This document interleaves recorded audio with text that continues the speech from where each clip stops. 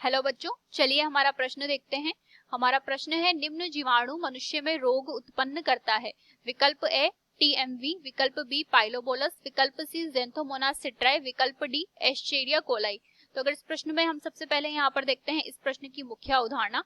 तो इस प्रश्न की मुख्य अवधारणा के अंतर्गत हम यहाँ पर कह सकते हैं कि सामान्य रूप से यहाँ पर जो मनुष्य होते हैं उनके अंतर्गत यहाँ पर जो है विभिन्न प्रकार के रोग जो उत्पन्न होते हैं, मानव रोग जिन्हें हम कहते हैं, तो वो सामान्य रूप से मुख्य रूप से जो उनके कारक होते हैं वो यहाँ पर होते हैं, एक तो जीवाणु और विषाणु। तो अगर हम यहाँ पर बात करें जीवाणु और विषाणु की जो विशिष्ट प्रकार के रोग यहाँ पर मनुष्य के अंतर्गत उत्पन्न करते हैं, तो इसके अंतर्गत हम सबसे पहले हमारे विकल्प देखते हैं, जिसमें पहला विकल्प जो हमें दिया है वो दिया है यहाँ पर टीएमवी।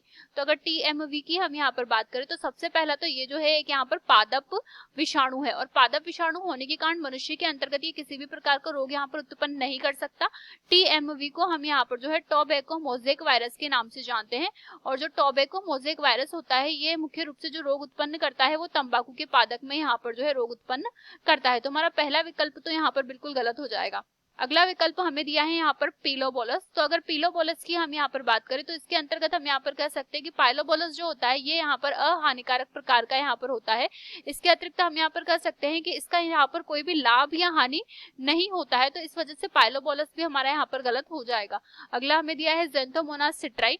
तो अगर ज़ेंथोमोनास की हम यहाँ पर बात करें तो सामान्य रूप से हम यहाँ पर कह सकते हैं कि जो ज़ेंथोमोनास होता है मुख्य रूप से ये जो रोग उत्पन्न करता है वो यहाँ पर नींबू या फिर सामान्य रूप से सिट्रेसी परिवार में उत्पन्न करता है, और सिट्रेसी परिवार के अंतर्गत यहाँ पर नींबू संतरा जैसे पादप आते हैं।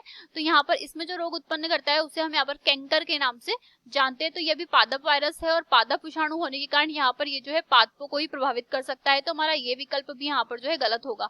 अगला दिया है एस्चेरिया कोलाई। तो अगर एस्चेरिया कोलाई की हम यहाँ पर बात करें तो हम जानते हैं कि एस्चेरिया कोलाई जो होता है सामान्य रूप से यहाँ पर मनुष्य की आंत में पाया जाने वाला प्राणी होता है। इसके अतिरिक्त ये जो होता है बहुत ही सामान्य रूप से भोजन तथा पानी की सहायता से शरीर में प्रवेश कर सकता है। तो एस्चेरिया कोलाई की अगर बात करें तो ये जो होता है मनुष्य को यहाँ पर प्रभावित कर सकता है, वो यहाँ पर जो है डायरिया उत्पन्न कर सकता है। तो यहाँ पर डायरिया का एक मुख्य कारण एस्चेरिया हो सकता है, इसके अलावा ये अन्य प्रभाव भी उत्पन्न कर सकता है।